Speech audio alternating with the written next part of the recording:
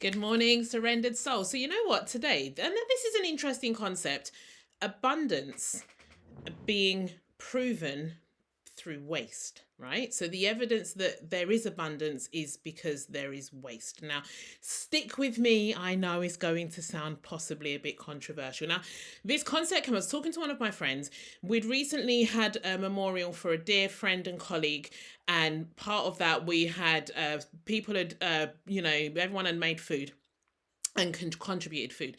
Now there were some leftovers. There were both leftover actual food and then leftover products that had been bought for that purpose but hadn't been used yet.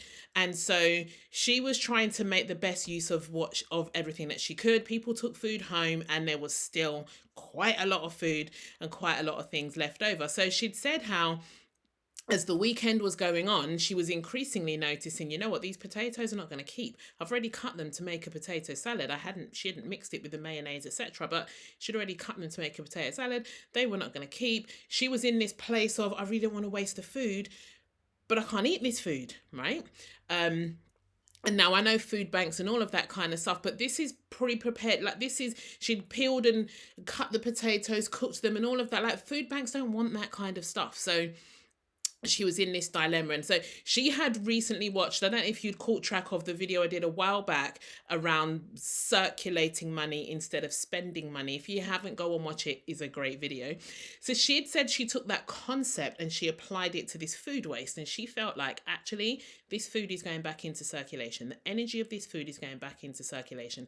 The food itself may have ended up in landfill anyway, but this way round it was going to be easier to decompose and break down. She had helped to speed up that cycle. It wasn't going to be in packaging. It wasn't going to be inaccessible to microbes and all of those things. And she was putting it in her food caddy, the food waste thing. And so she'd come up with that concept of circulating money and then circulating energy. So as we're having this conversation back and forth, it occurred to me that actually, this is an example of the abundance in the world. That first of all, the food is represented abundance for us on the day of that memorial. Everybody more than ate their fill and then took food home with them as well. There was an abundance of food and love and care and support for the family and for each other. But also, abundance means that there is more than enough, that no matter what you take, there is always some there. So when abundance means there is more than enough, then it means that there's going to be waste, right? And it's only waste from our point of view that a human isn't going to consume it.